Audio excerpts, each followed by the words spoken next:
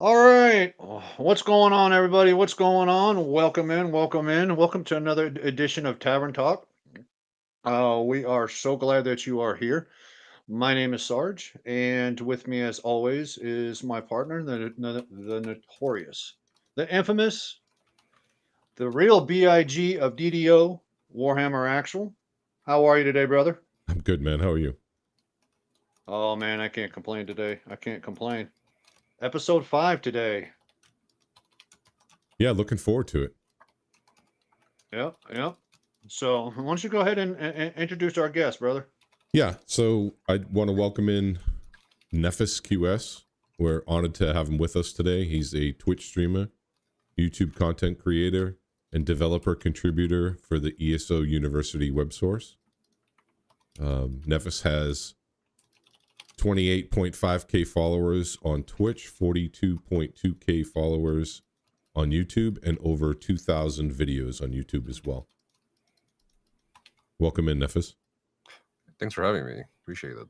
Yeah, thanks for being here. We appreciate Welcome your in. time. I'm glad you're here. Appreciate you taking the opportunity to sit down and talk with us today. Yeah. Thank you for having me. And likewise. So what we like to do is use this tavern talk as kind of a format or a media of, if you would meet up with anybody at a local tavern or pub and just have a conversation about gaming. Our current segment is gaming and streaming in 2024. It's kind of like a big umbrella that we branch off and bring up other topics reference to that subgenre. So we'll probably focus on that today, but it's also going to be a non-scripted, candid, organic kind of conversation. So there's no topic that's not able to be brought to the table. Sure thing. This sounds pretty fun. Okay, so let's get right at. We Go ahead, definitely encourage chat.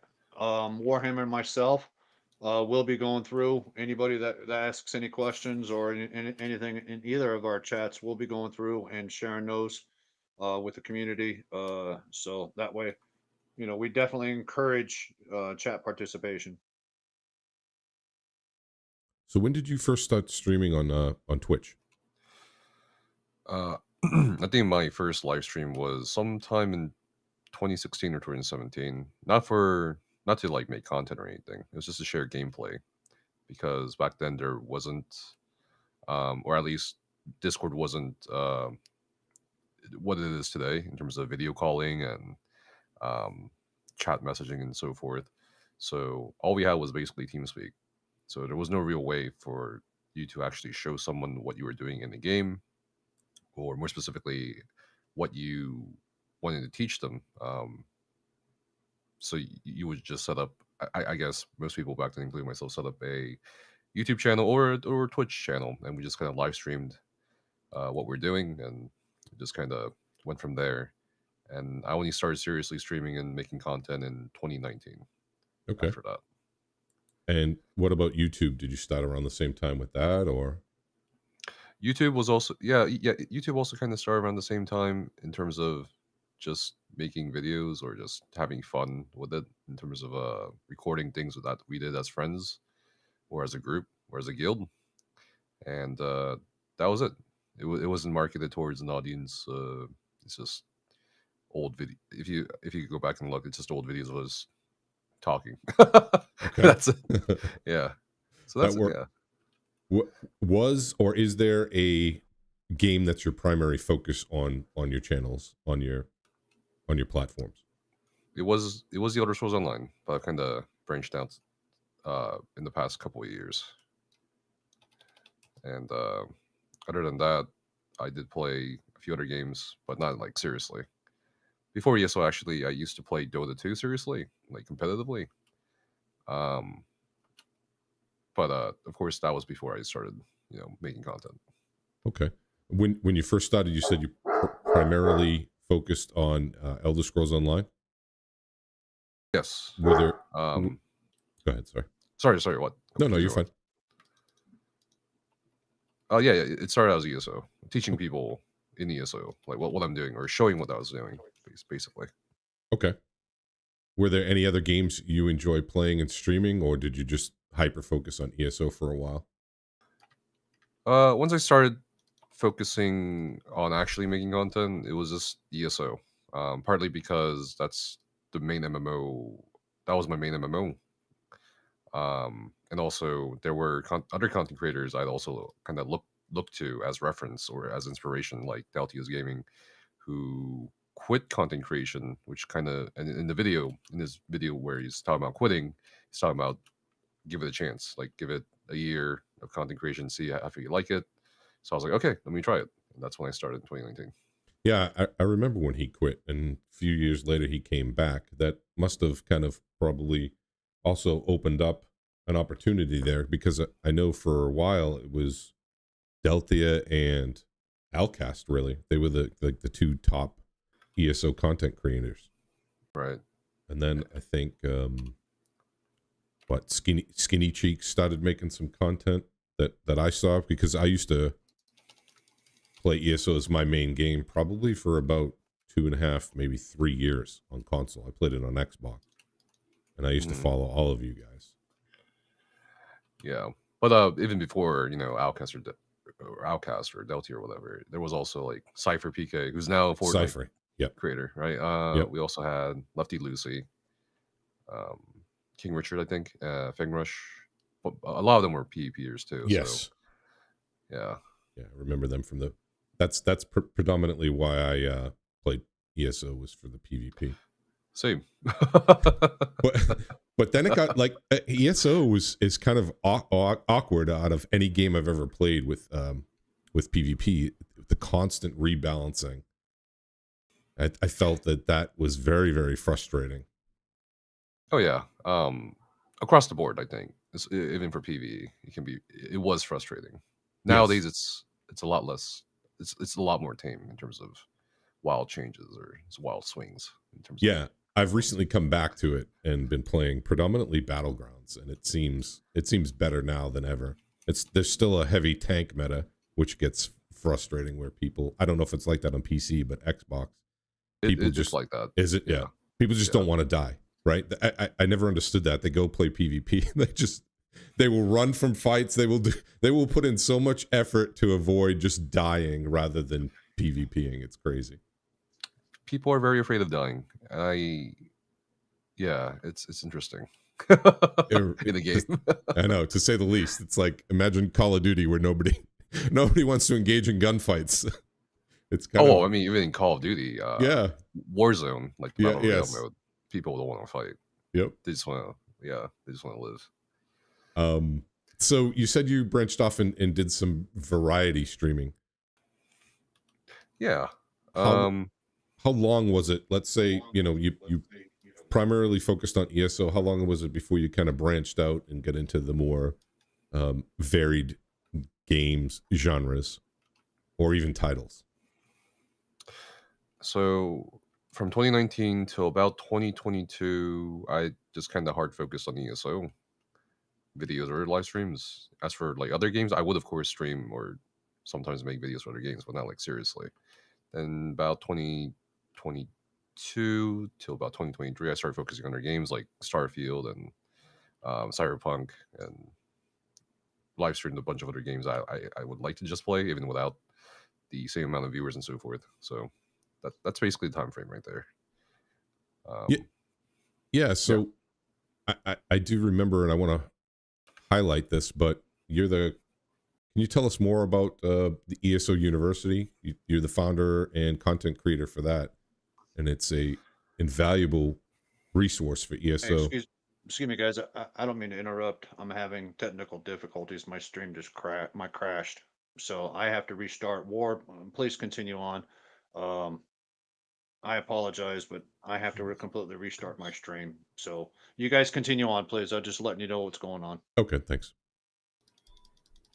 ESOU. Okay, so that requires a bit of context. There used to be once Discord started popping off and people started to shift away from TeamSpeak to Discord. Um, there was a lot more intermingling between different platforms and servers, and of course, different groups of people, which leads to often interesting interactions or a lot of friction. Yeah. And of course, there was a couple Discord servers that players had set up, and one of the servers was meant to kind of share strategies, share information, share well, meta, or share just share information and give each other advice. And this was one of the Discords uh, did that for in-game players, and of course, once other people heard about it that were not in-game players, they started streaming into there. And of course, there's a lot of drama and stuff because you're for the first time ever in the game's history, EU players could talk to NA players, and PC players could talk to console players. So Right. there was a lot of petty drama, um, and as a resource, it started to become clear, I think, that these kinds of servers, while they did have great information, they tended to kind of veer off into nonsense, or they didn't have a centralized location for gathering this resource, or even like frequently asked questions kind of thing. And a lot of people, even today, I think, mistakenly treat Discord servers as a repository of knowledge of like, but it's not permanent. Discord's not permanent. It'll never be permanent unless they somehow make some sort of website equivalent somehow. But even then, they own your data. So I looked at all that, and there was another end game player by the name of Matsona, and we just kind of brainstormed and talked between ourselves and said, what if there was a server that actually did focus and specialize in, um, teaching people, but not just you know shooting them a website link or shooting them a rotation or something, but also actually host, make use of Discord voice channels and text channel, like the voice channels, actually show people how it's done, talk to them, do these classes, and live stream what we're doing. So sort of the same concept we had back in 2016 when we were just kind of doing live streams for our friends to show what we're doing. So we did that. It was initially called Atsona's Academy, and then Atsona left the game. And then I was like, okay, well, something a bit more encompassing, like ESO University. Okay, that's whatever. Naming wise, whatever. That's fine. And we started hosting all these classes for about 4 or so years. We had the best players come in, contribute their knowledge. We had people who were obsessed with the math of the game because a lot of the game back then, even now to some extent, is a bit esoteric. So it's not really displayed in the game very well, information wise. Right. ESO is not a very good game in terms of displaying information or showing access to information. So we had all that, and then yeah, it just kind of snowballed from there. Now I think it's over 23,000 people in there. That's a pretty significant accomplishment for sure. Yeah, and it got partnered with Discord because of the activity in 2021. And then 2022 we did this like raiding project or program where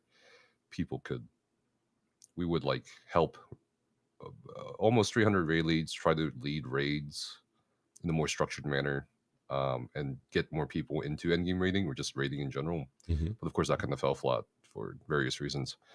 So yeah, that's basically the summary of that server. And of course we have websites, actual repositories, but we're still kind of in the middle of this weird transition phase where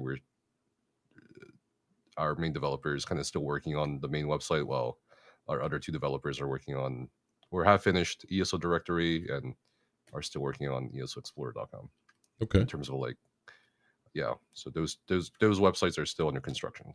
Yeah, so, essentially. It sounds like you definitely kind of found your niche. I remember the one that I used to follow a lot before ESO University was Alcast HQ. That was kind of my go-to when I first got into ESO. But then I remember ESO University, and it kind of was more. It leaned into the teaching aspect, where you're kind of guiding and supporting, like you said, potential raid leads and helping them out as a resource.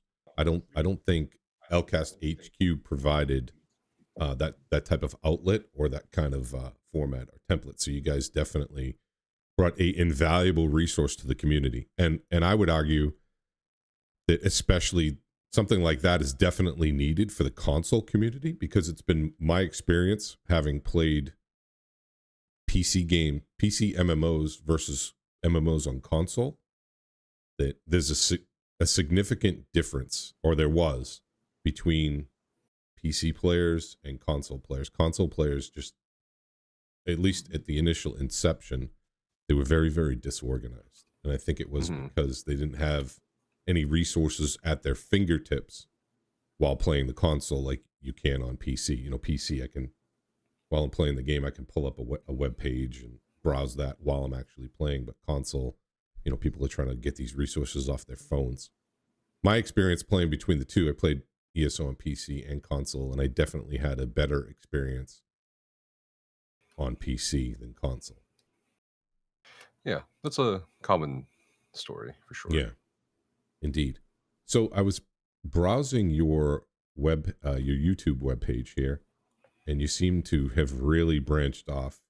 You know, you're talking about home tours and ESO, responded to teabags and gaming, which the ESO community is wild. The PvP community, I can't even tell you how many times when I play Battlegrounds, I get DMs constantly of just toxic. It's wild. And it's only ever really been ESO. It's like no other game. Black Desert Online wasn't like that.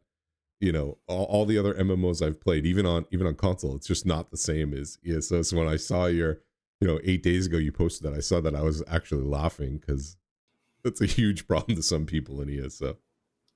I saw a lot of it. When I was playing, like, single person shooters, like, Modern Warfare, those kind of games on console. I would see a lot of trash talking. There is some in some of the MMOs, there's trash talking, like in, PvP for World of Warcraft arenas and all that kind of stuff. But it's just ridiculous. You go through and you're utilizing the same stuff that they're utilizing as far as the program goes, and you beat them, and they're just like, delete your game, you suck. Even though you wouldn't beat them, it's like, okay, I suck, but I killed you. So what does that say about you? It's just the hate that these people come up with is ridiculous. Yeah, it's pretty bad on console. It really is, and I think it leans into probably the average median age of a console player versus PC. I think just because of the price point entry. Yeah, right. Console definitely reaches a wider audience and probably a younger audience just because of the price point. But console's convenient. I like sitting on my couch and playing some Battlegrounds versus having to sit at a computer desk. It's a nice change, so I think that's why I kind of just adopted ESO on console.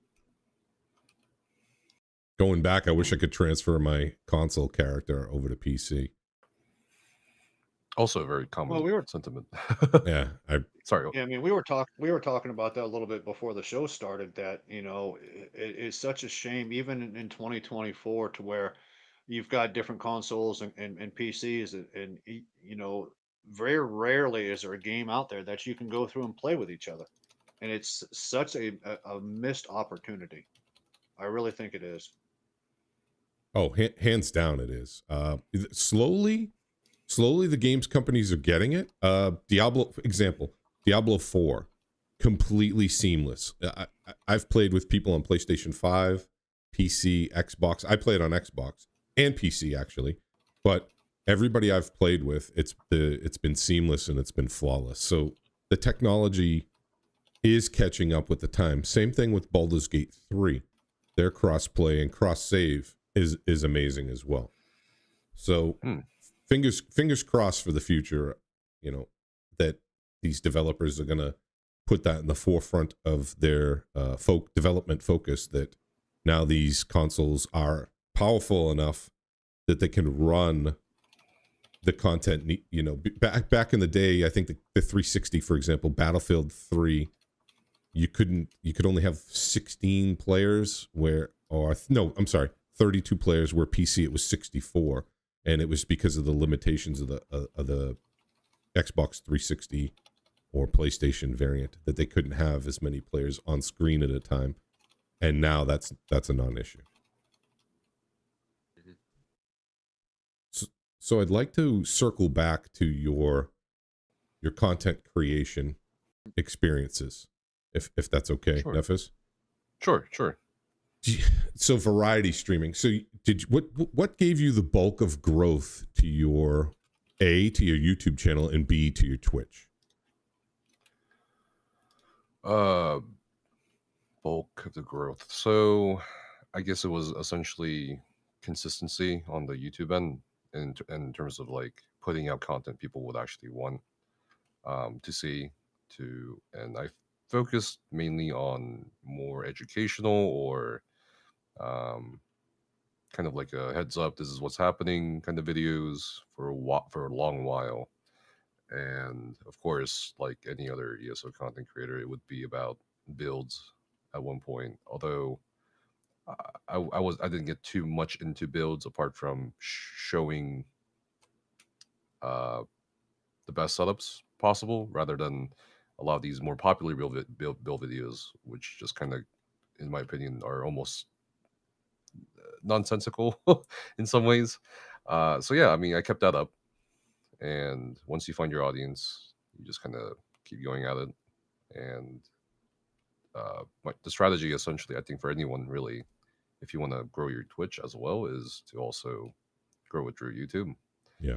The YouTube got further first than Twitch. Twitch is just a way for some people to interact with you live, um, and to ask you questions live that they probably can't get their answers in the comment section or so forth. So that was certainly an avenue, and you can direct people to your Twitch using your YouTube videos or descriptions or comments.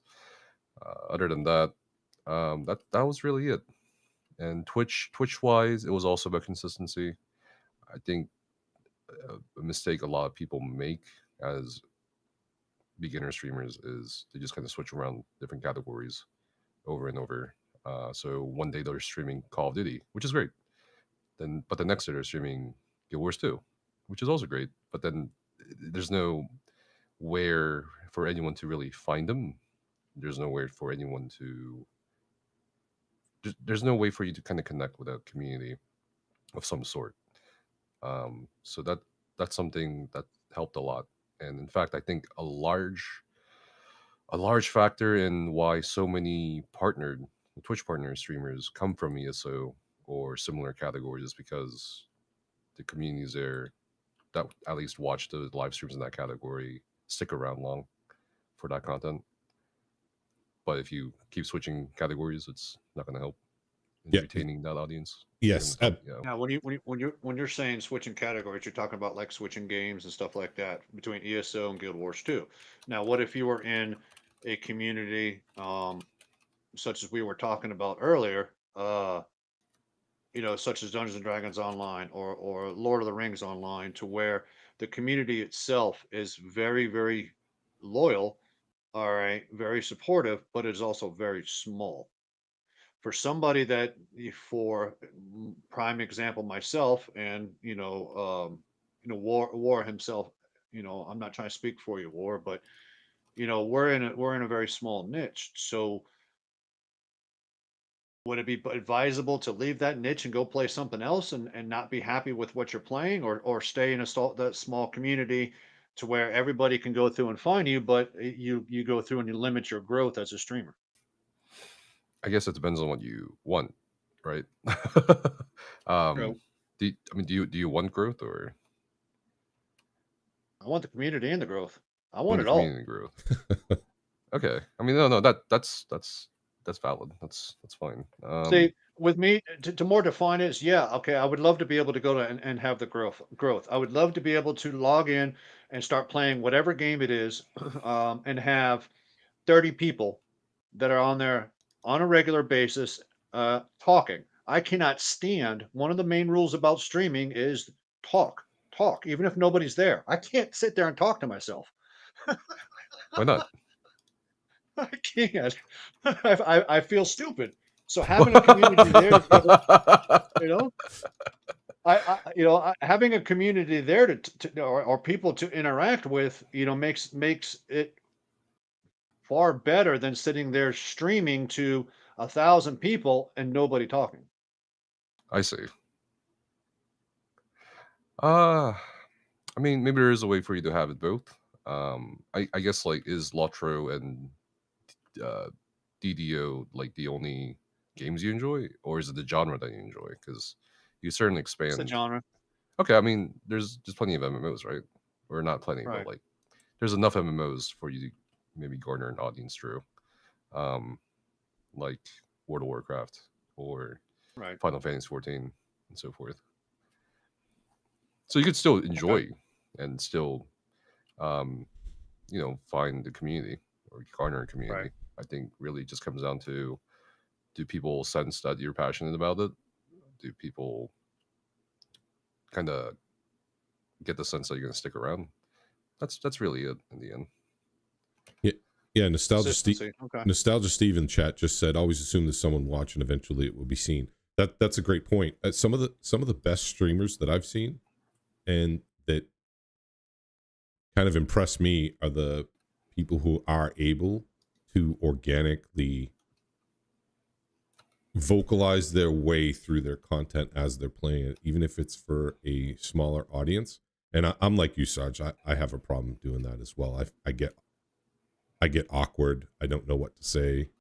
Um, I feel as though I'm not being very entertaining, and I think Hmm. that's a huge part of streaming. Is people are there for, they're there for engagement, but they're also there to be entertained. They're there for a couple different reasons. Either you're really good at playing that particular game, so they're there to watch you excel, or they're there like with Nefas on YouTube.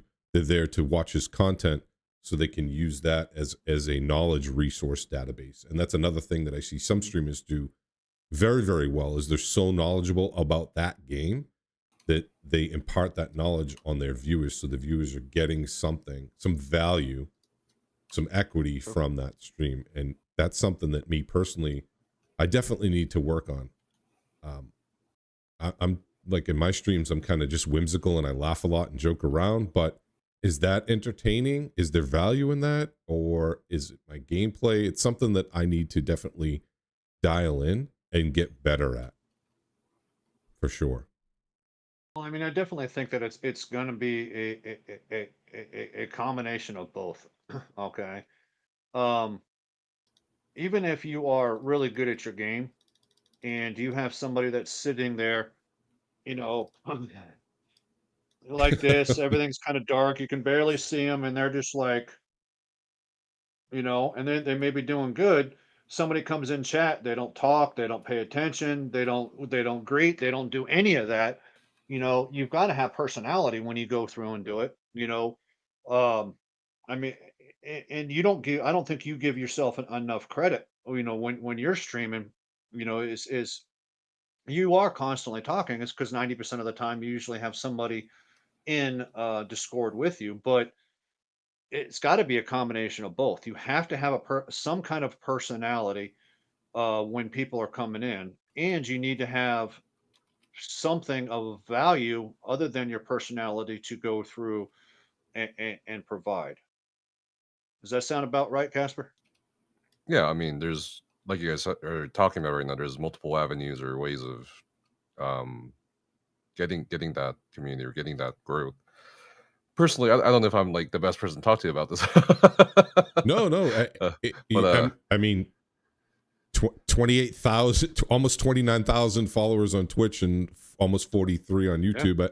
I think you have a pretty good, you're a pretty good data um, Yeah. point. You're a good resource. So please. I, I guess I'm really grateful to all the people that's helped me along the way and talked to me and said hi to me and hung out with me. But if we're talking about just like just the metric itself, I don't know if I would be considered a good data point. I'm kind of like I personally I have these moments where, not moments, sorry. I guess moments, yeah, I think that's the best word for it. I have these moments where I just kind of consider myself a failure, but not like that's like the end of it. More of a, currently I'm failing, so what can I do to not feel Uh-huh. like I'm failing? So, Uh-huh. and of course that's a big motivator for me. Hey, I'm failing. I'm not really satisfied with what I'm doing. there was a point at which where I think there's for a lot of people that start doing this kind of stuff. There's a point at which you're first doing this for fun, and then you realize, oh, okay, um, cool. But then you start worrying about numbers, and then after that, you're like, you don't give a shit about the numbers, and then after that, it's Mhm. like, what do I want to do, and how can I share that passion or creativity with people? I'm at this stage where how do I do this? And it's kind of like going back to square one, but I'm just really not satisfied personally with whatever I am right now, at least online. So yeah, that's kind of part of why I'm telling you guys. I'm probably not the best person to talk to about this. So yeah. No, I But I mean, mean, I you brought go ahead, Such. you brought up a valid point. I've only been streaming for about well, probably about 4 to 5 months now. Okay, so I am a relatively new streamer, and I have the examples that you're giving is, you were worried about the numbers. Well, I'm actually starting to get to the point to where, and Warhammer and I had this discussion day before yesterday. When I first started, I was always talking to him, and it's just like, dude, I'm not getting, I'm on stream and I'm on stream for hours, and there's two people that come in. They don't talk. They don't, this, that, and it's all about the numbers, you know, and then him and I finally got to the point to where we're like, you know what? The numbers don't matter. They really don't. It's more of doing what you enjoy to do and being able to express that enjoyment to others. So I know exactly where it is that you're coming from. I really do. What were you going to say, War? No, I was gonna say. So, what typically when you get on stream, for example, not content creating, because that you can kind of hyper focus on the subject matter or the topic, but when you're streaming organically, how do you present it? What are you looking to do in your stream? Are you looking for engagement? Are you looking to educate and impart knowledge? What do you? um, Nowadays, I think I'm less about imparting knowledge, Mhm. at least for things like ESO, because I'm moving away from that game and moving into other games. Um, I've been doing a lot of lore videos for things like Cyberpunk, Starfield. Um, Kind of did a bit of an Elden Ring stint for a while there, and that's because I enjoy stories. I enjoy history. I'm a historian, and that's why I Right. feel the work. And I'm not really looking to engage like constantly with people. Um, I Thanks, Punk. there there are days where I just kind of do talk or ramble like for hours and hours and hours. My girlfriend will probably attest to that, both on stream and off stream. Like Yeah, I saw your shock the therapy couples session. I saw that. the That was a the the good other episode. day, yeah, the other day we visited her grandmother, who unfortunately had to go to the hospital. But and I talked her grandmother's ears off, and I think her grandmother doesn't like me anymore. That's how much I talked. But there are also days where I'm just like, I don't want to talk. I just kind of want to do my own thing. I just want to hit the go live and have fun. I don't Hmm. Right. I don't care if people are watching. I don't care if people aren't watching. I just want to have fun and just play a game, and that's it. Right. That's really it. Makes sense. All right. Yeah, Yeah. yeah. So, like what you were talking about. See, now you have the viewership and the followers that you can branch off and kind of lean more into variety streaming. But I think where I'm pigeonholed, and I'm probably Sarge as well, is the little community that I do have. I've built predominantly from Dungeons and Dragons, but I do play Mhm. other games, and I kind of want to share those other games, my experiences in those other games, and stream those as well. But it's been very, very hard to break out of, like you said earlier, jumping from title to title. It's almost like you lose that audience that are there for you, that that grew with you for that specific one game that you started with. They're not Mhm. interested in that. You know, they Yeah, w- that they that won't watch that's that content. that's something every streamer has to accept. Once you grow in one category, you won't retain the numbers or people. If you just kind of think of it as a numbers only thing, yeah, of course it can be a little stressful or whatever, but you just really have to enjoy what you do. Otherwise, you'll burn out doing the same thing over and over or expecting different results. Um, Do you think you can it's just inevitable that you'll lose part of your community or audience, but it's not like a permanent loss either. I think that's where a lot of people kind of go wrong in terms of the perception of the number loss or audience loss. It's just temporary. I mean, you can always go back, or maybe they'll see you down the road a couple months from now when they're playing the same game as you. It's an adventure. Yeah, very Yeah. true. It's a circle. It's a circle. Nostalgia Steve says quality of chat is big. If you have chatters, it helps build community. Potential new followers will see chat. Absolutely. I think if they come into your channel, it's alive and active, and they see engagement, they kind of want to be part of that energy. And it's about trying to cultivate that energy. And it's definitely a tough balance. Now, do you think by swapping or trying to variety stream too early, you can actually harm or hinder your growth? No, No. I don't think so. Everyone has their own kind of. I don't think there's any wrong way to go about it.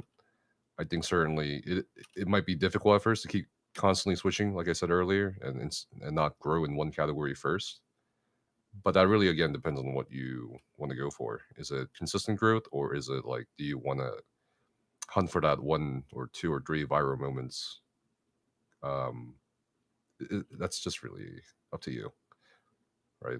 Well, you've been streaming for a while. All right. What about, going through, regardless of the content you're streaming, what about going through and doing multi streams? Should somebody that is new, thank you, Cozy, for the lurk. Should somebody new worry about going through and streaming on Twitch, on YouTube, on Kick, and there's another one begins with a T, Trillo, or something like that. Trovo? Should they go through and try and maximize across all, or just prominently focus on one? That would definitely depend on their aspirations in terms of like uh, growth. But I would say that's definitely one thing I can say that is a must now, to diversify, to essentially have your hand in multiple baskets. It used to be back in the day, you could probably get away with just focusing on one platform or just one streaming platform. But now I think multi-streaming should be taken seriously, or at the very least, making use of at least like YouTube in conjunction with Twitch should be like mandatory. Um, Not only does it provide like different sources of income potentially, but in terms of like I guess usage or safety, what if one day Twitch goes down? You're gonna lose everything. So you'll still have something to go back or fall back on, as either a source of income or as a source of your content. So Right. if you can do everything, if you can do YouTube, Twitch, TikTok, all that, then go for it. Absolutely. OnlyFans. I've been trying to get Go Sarge. for OnlyFans. I've Get the been bag. trying to get Sarge into that. Go for it. Get the bag. He's I been just found out resistant so far, but we'll see.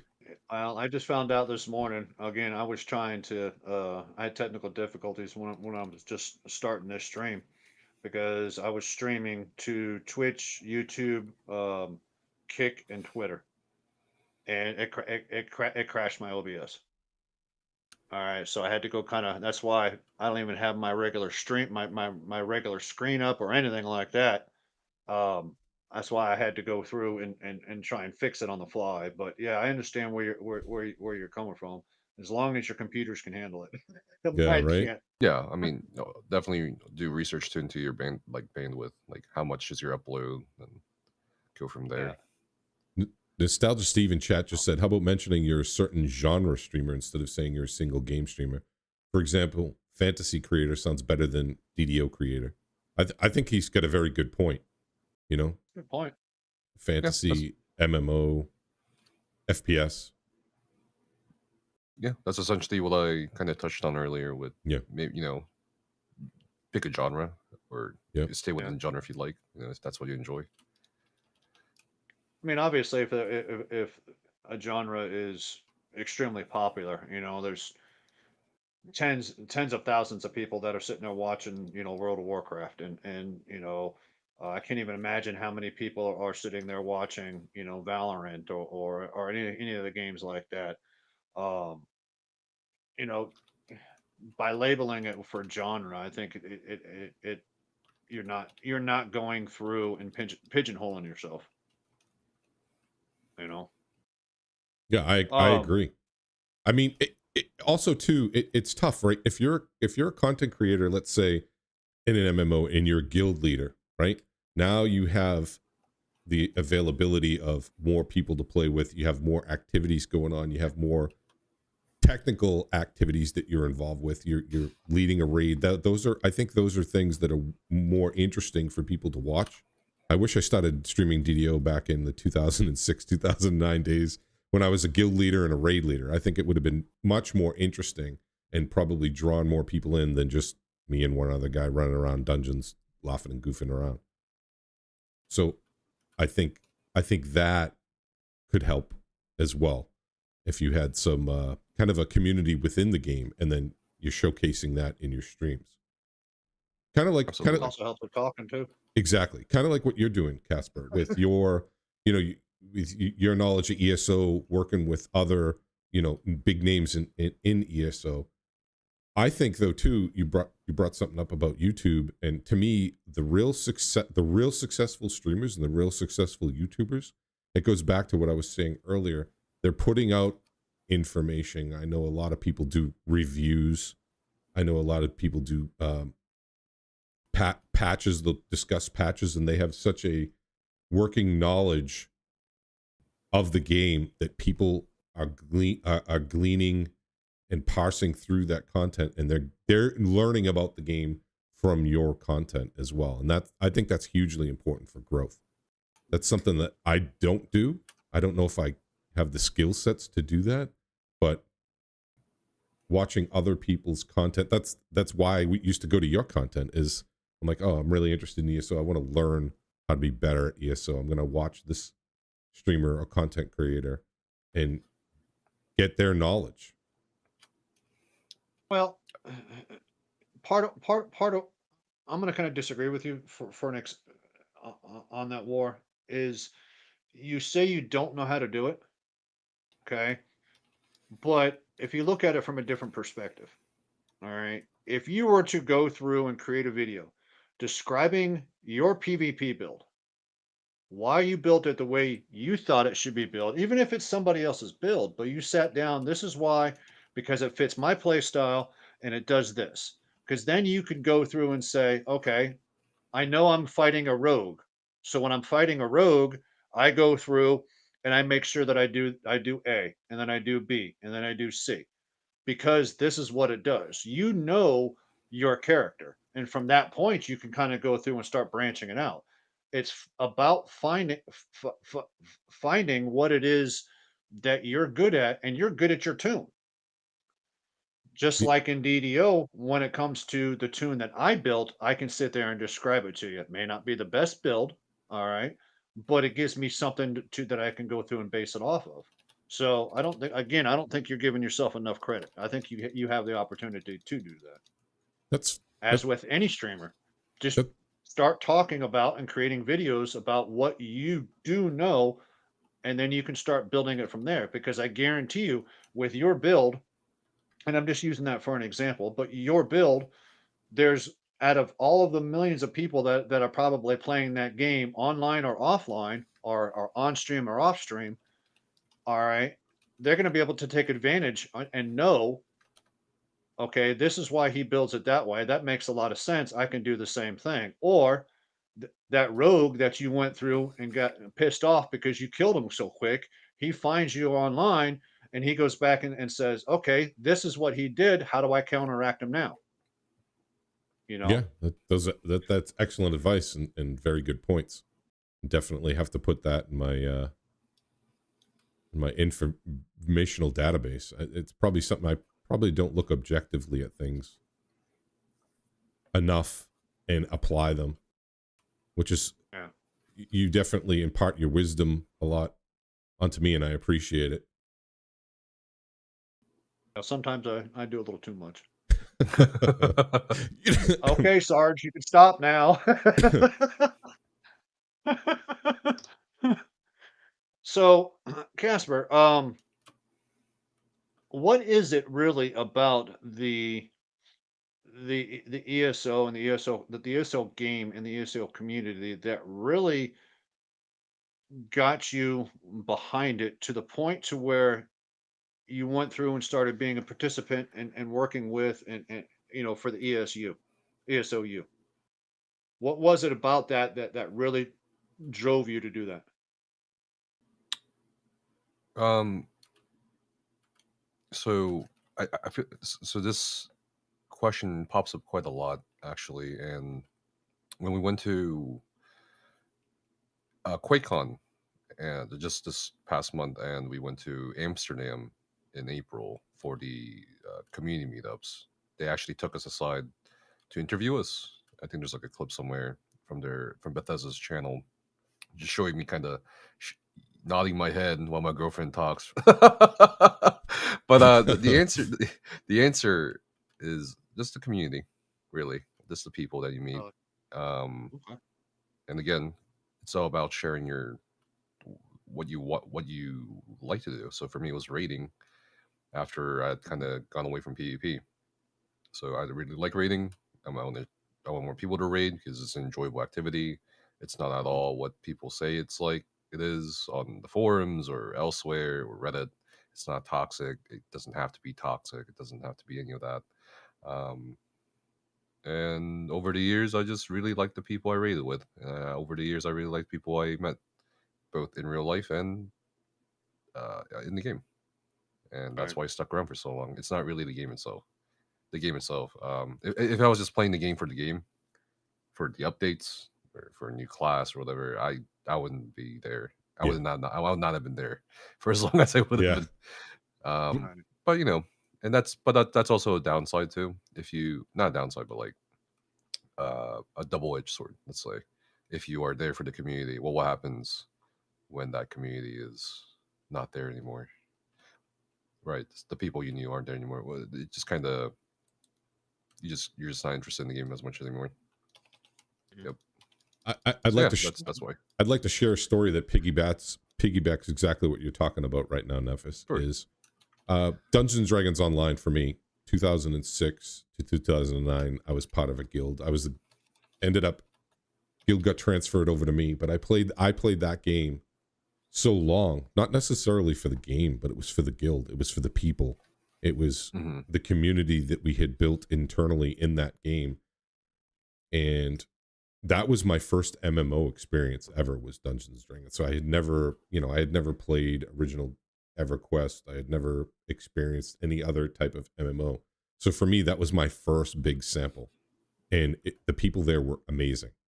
I After that, I had left Dungeons and Dragons Online because I think the level cap was like level 10. There was no updates. They weren't really working on the game.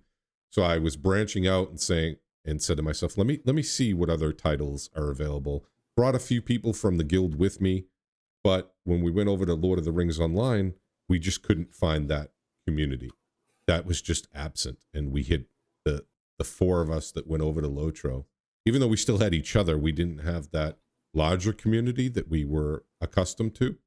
Hmm.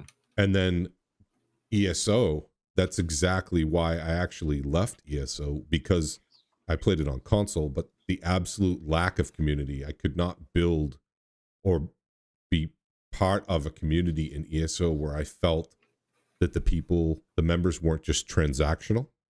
Case in Hmm. point, I was part of a raiding guild in ESO.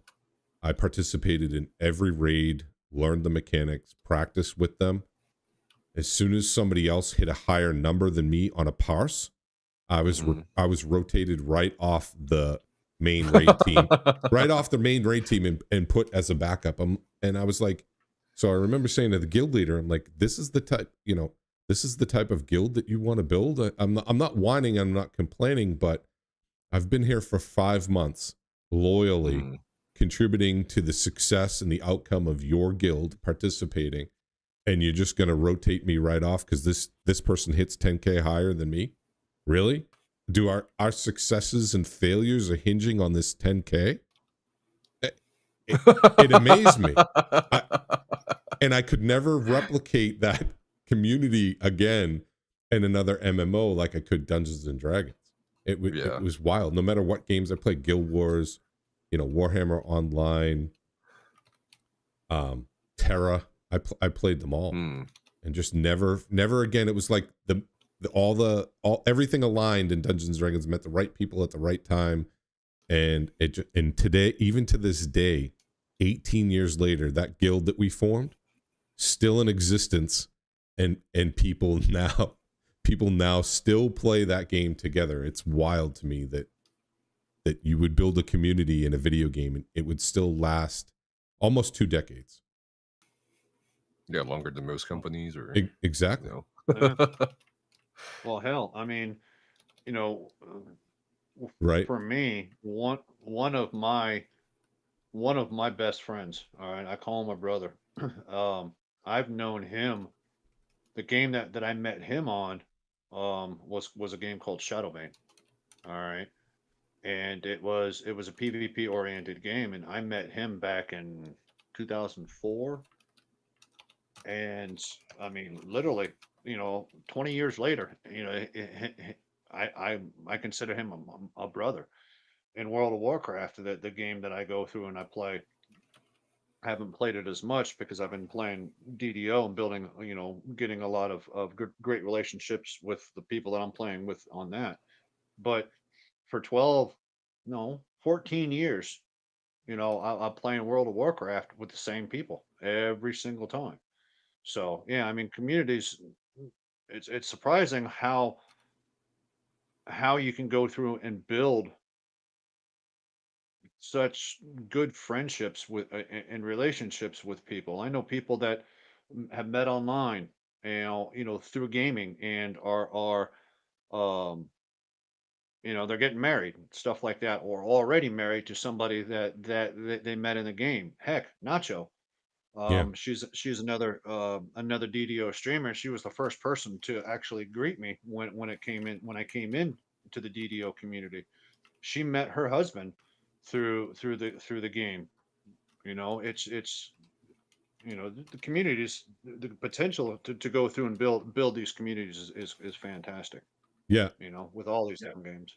I was laughing because that transactional guild leader, I'm like, you don't even get it, right? This guild isn't even going to last 6 months because you're just flipping people and rotating them out based on a DPS parse, right? Like that's a finite resource. You get that, right? As soon as that person who hits that benchmark gets bored of your game, they've built no community with you. They've built no relationships. They're just going to be gone, and they'll be playing Call of Duty tomorrow, right? But you got rid of the other person that was there every raid for 5 months because of a parse. It's like the console community. Their focus is very, very transactional.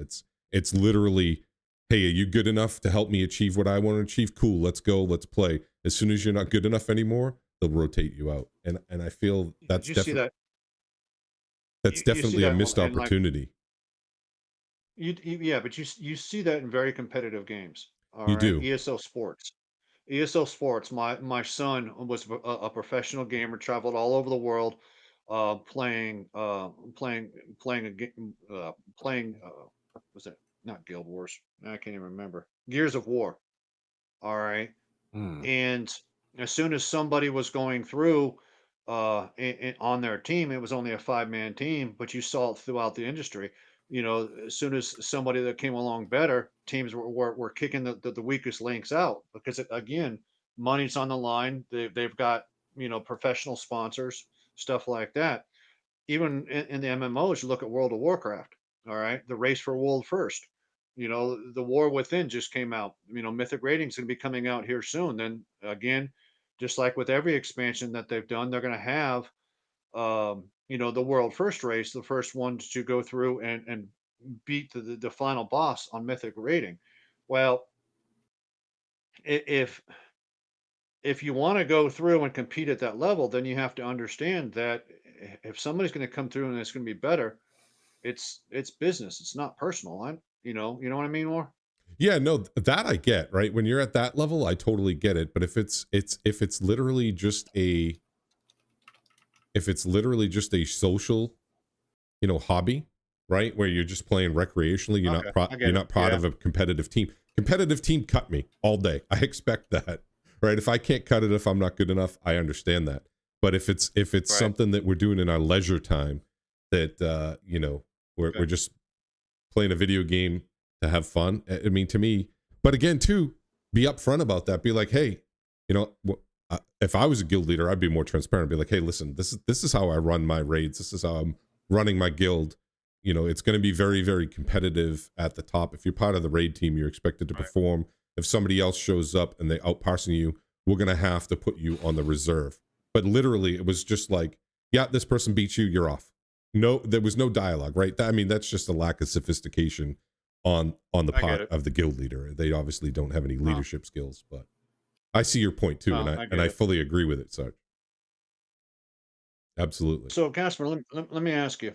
One of the things that we have been touching on every single episode, Mhm. pretty much from the second episode, is the emergence of AI in the gaming industry.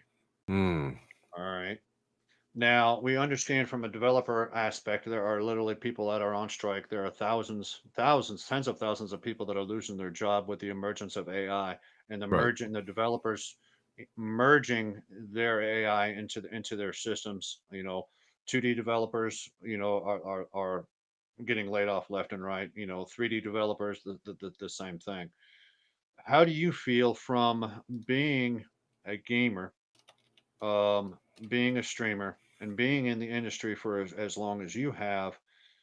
Do you feel, from your perspective, that AI is going to be a blessing to gamers or a curse to gamers?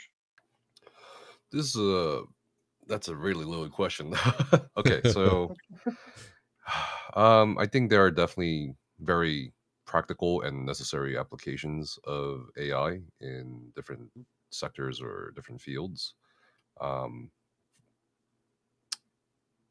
like for example, there's AI that can detect cancer, or cancer clusters in patients. There's AI that can help. For example, I have a startup called Posted.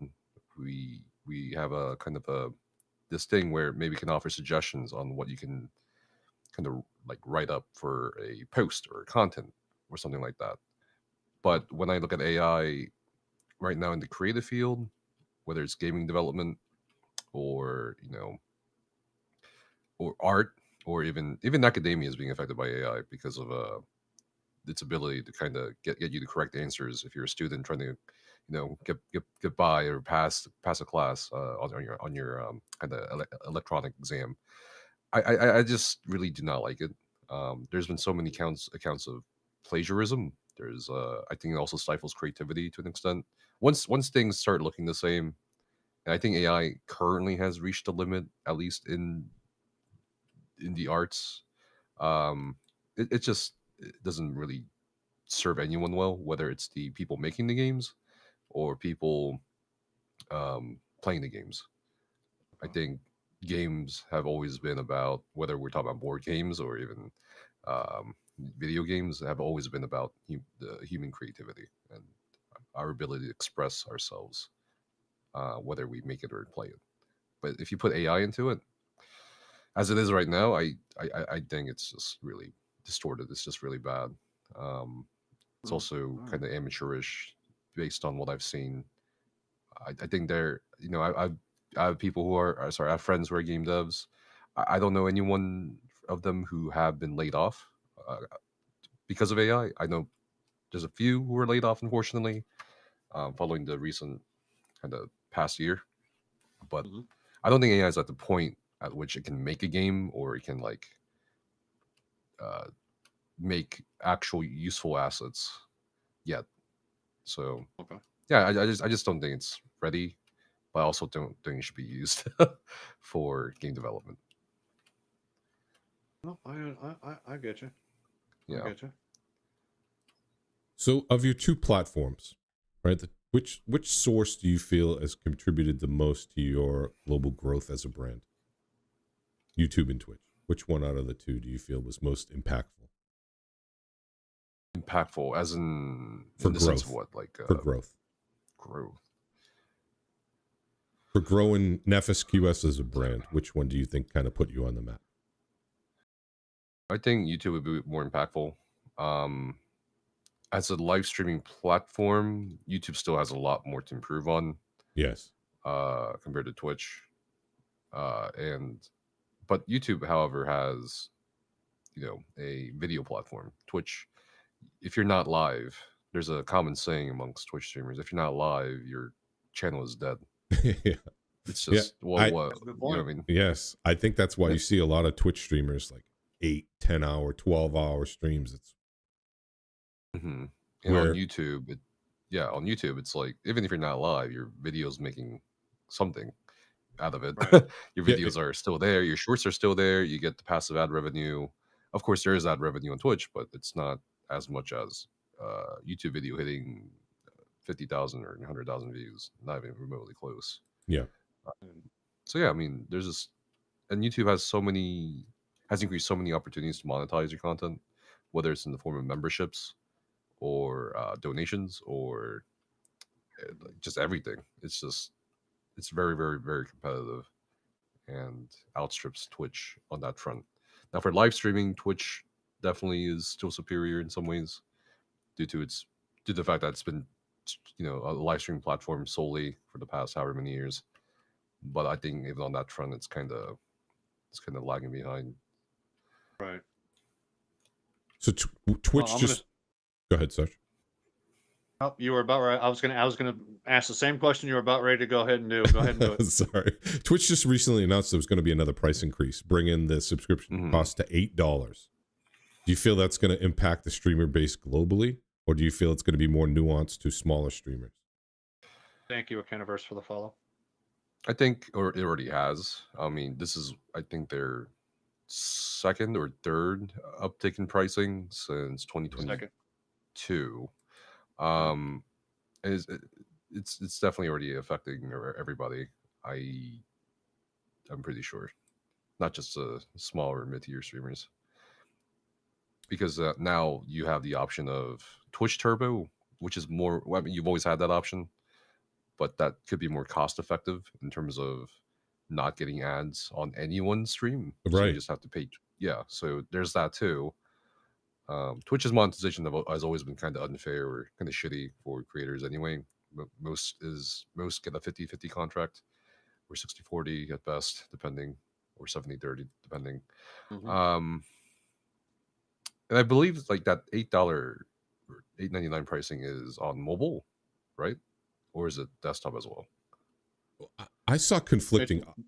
I saw conflicting articles. I saw one that said it was affecting mobile only, and then I saw another one that said it's going to affect, Twitch generally. I don't know if Saj can you Yeah. confirm that. What I saw, it was mobile was the one that was going up. The desktop was not. Okay. Okay, so for Mobile's always been mobile, more expensive anyway, yeah, because they got to because get their cut.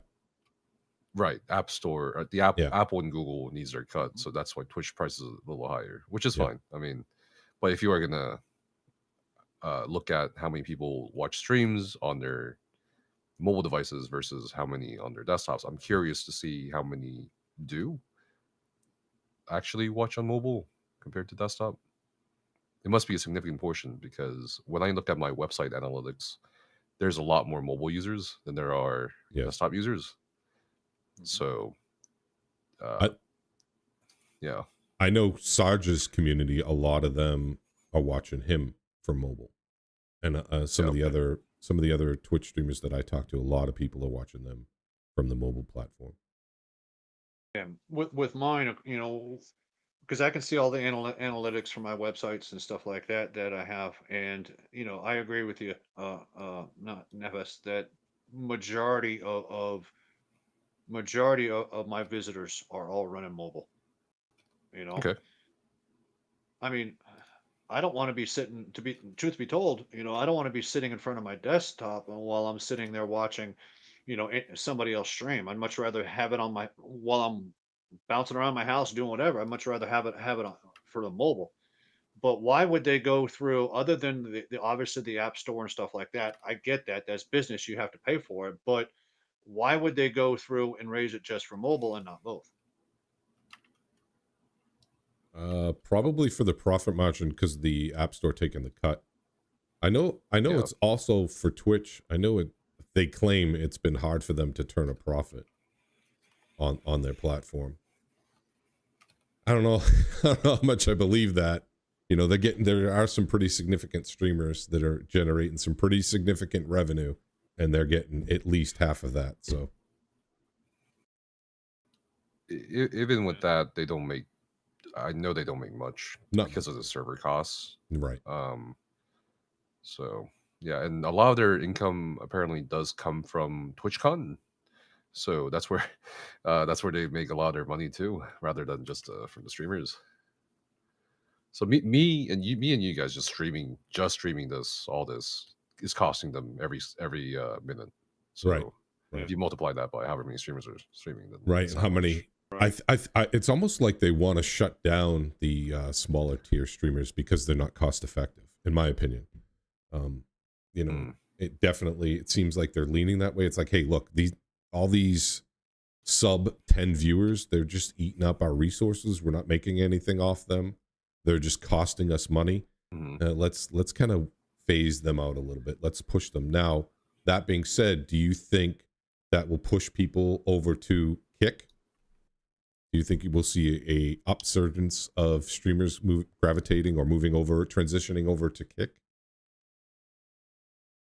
Um, yes and no. Kick is also lacking a lot of the things that Twitch has, just like YouTube. Right. You don't get ad revenue on Kick. It's just solely based on how many subs you can get gifted or how many people sub to you. For the most part, unless you're in the Kick program where they do pay you based on how many hours you stream a week. Funnily enough, they also use the same AWS services that Twitch does. So, and they're backed by Stake, which is a gambling company, and Mm-hmm. that's how they maintain their resources. I don't think people will go over to Kick immediately or something like that. I think more than possible. I think YouTube will probably take the lion's share of whoever wants to transfer sold to a different live streaming platform exclusively. Um, I also wouldn't be surprised if Twitch started charging people to stream, like by Interesting. a monthly charge. I can totally That's a see good that point. happening because, well, I think Elon Musk made it so that you can't stream on Twitter without paying for the blue check or paying for whatever they Premium. call it now, premium. Yeah, Yeah. premium. Premium. Yeah. So, and it's not much really. It's what is it, $3? So $3 a month. So yeah, I mean, I could Yeah. totally see Twitch doing that if they are concerned about it, but I'm sure they'll get a lot of backlash anyway.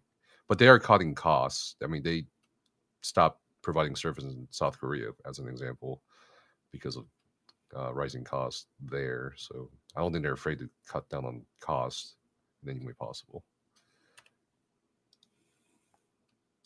Well, I'm Okay. actually surprised that, being the fact that you've got the Amazon's the parent company, that they wouldn't have enveloped it into their Amazon and had things linked better through all of that.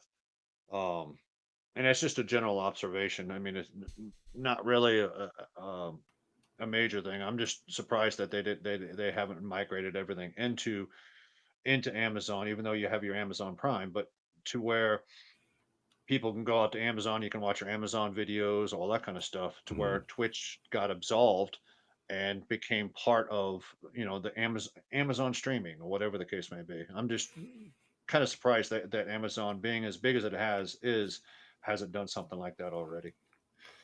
Yeah, Just again, just an observation. it definitely feels like they don't really care too much. I Yeah. think TikTok recently got this feature where you could directly go to Amazon um, by like tapping on a content creator's link or something, or a product that they're talking about. So it would take you directly to the Amazon website, but Twitch doesn't have anything like that for Amazon. It just seems like there's a lot of missed opportunities with Twitch features related to Amazon. I mean, there could be so much more. Hey, Nacho. Yeah, So, I'm surprised, honestly. I'm really shocked that they haven't made, like what you said, Nefas, is I'm surprised you don't have to be a Prime subscriber to be able to stream. I definitely foresee that coming down the road. I think they will get backlash, but that would probably up their guaranteed monthly revenue with more Prime accounts where, hey, you want to stream on Twitch, you want to be an affiliate, you want to be monetized, you're going to have a Amazon Prime sub. yeah, I wouldn't be surprised. I wouldn't either. Companies are just looking for profit any way they can. Exactly. Yeah. Well, we're right at 2 minutes past the hour. So anything in closing that either of you would like to bring up at all? Anything? Casper, I'll let you go first. Anything. Well, not anything. This is okay. This is a family friendly channel. So okay. All right. Sorry, I should have prefaced that. Anything. In regards to what we were talking about for content creation and stuff, I'd say definitely first enjoy it first. Like that's like the number one thing. If you're not enjoying it, don't do it. I think that's something I'm taking to heart these days for sure. I'm just not doing anything I don't want to enjoy. And of course, it's gonna feel like you're failing, but it's a good thing that if you're failing because you're motivated. Like I'm right now, I have so many ways to express myself creatively. I'm painting. I'm playing any game I want.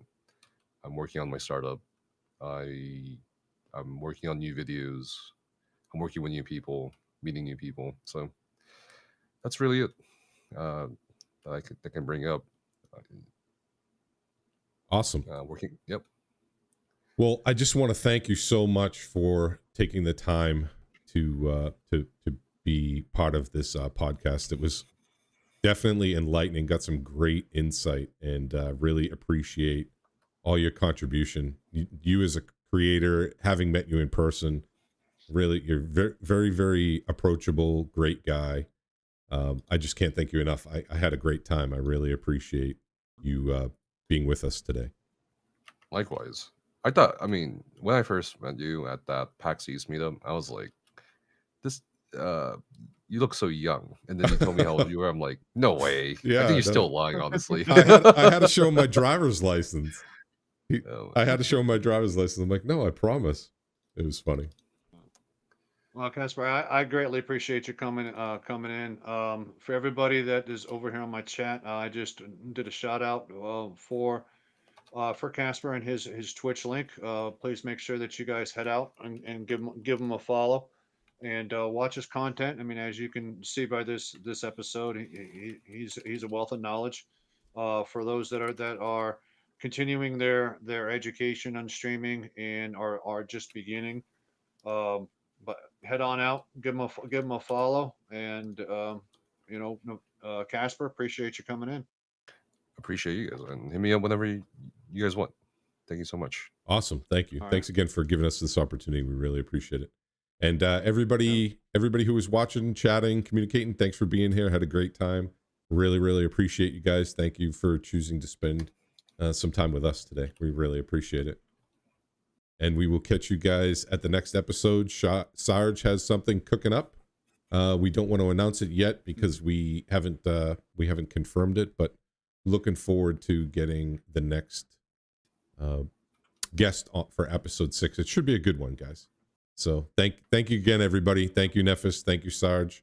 Shout out to both of you. Thank you. If you guys aren't following Nefas, please drop him a follow on YouTube. Drop it on Twitch. And we'll catch you guys in 2 weeks for the next episode 6. All right, y'all. Take care. We'll see you next time.